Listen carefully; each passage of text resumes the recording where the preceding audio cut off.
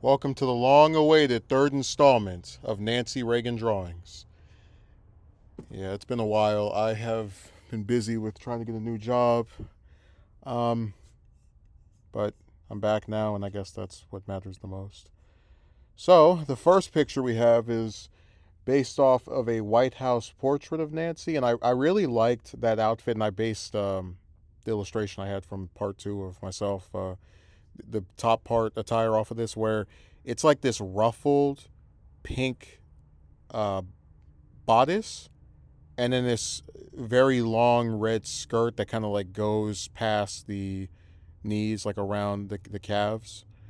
Uh, now I had her hands in the back because I wasn't entirely sure of what the sleeves of that would look like, and also I'm not as comfortable with legs as I am with just kind of I abstained from doing a full body image. I could have made it that, but I thought it might look a little bit more weird if I were to attempt that positioning.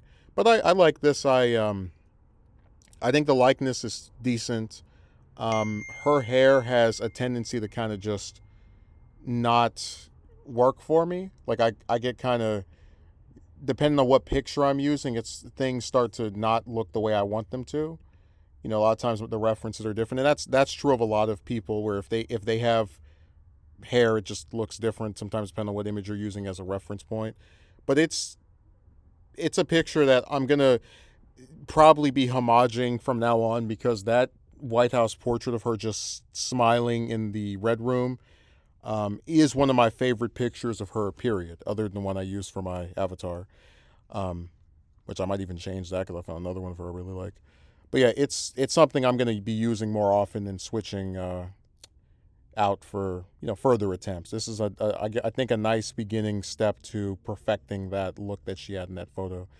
The second one here is a picture, self portrait of me with her.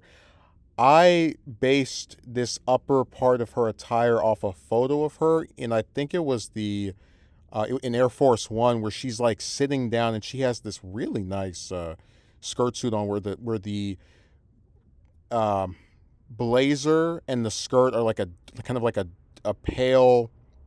They're like a grayish color, and they're both they're matching, but then the blouse is pink, and she was kind of sitting down.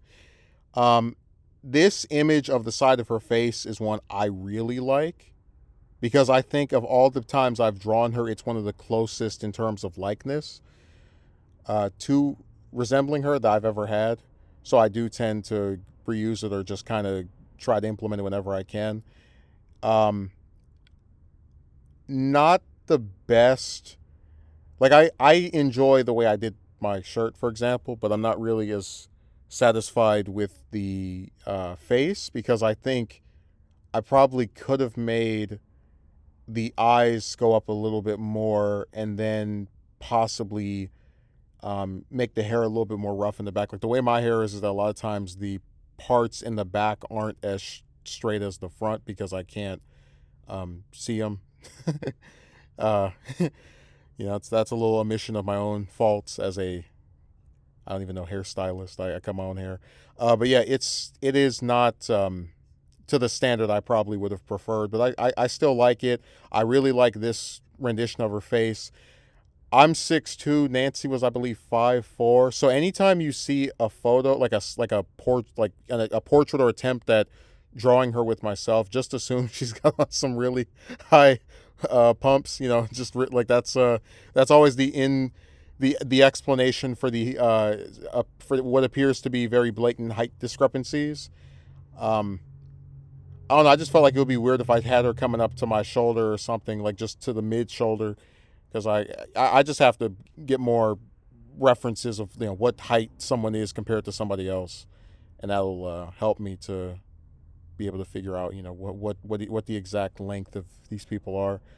Um, but hopefully I can have more self portraits with Nancy. I think there's much potential there for some nicer images as time goes on. Now the third one is Nancy with North Carolina icon Jesse Helms. Um, it was very important to me to draw her with either members of Congress. I still want to do her with Bush, Bush 41, because I thought it was just nice to see the first lady with the different members of the of Congress during her husband's tenure.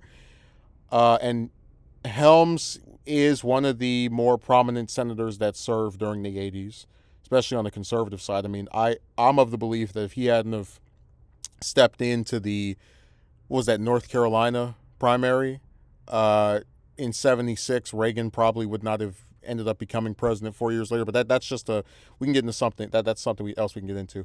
This is the first time I've ever drawn Helms. I think it's okay. It is again a first attempt. I probably in subsequent efforts will make his hair grayer, like just not even have it be white, to kind of like make it stick out a little bit more. But I think the likeness is decent. I gave him the red tie because he's a Republican, so we have to have them in some kind of like matching colors. That's their signature one, of course.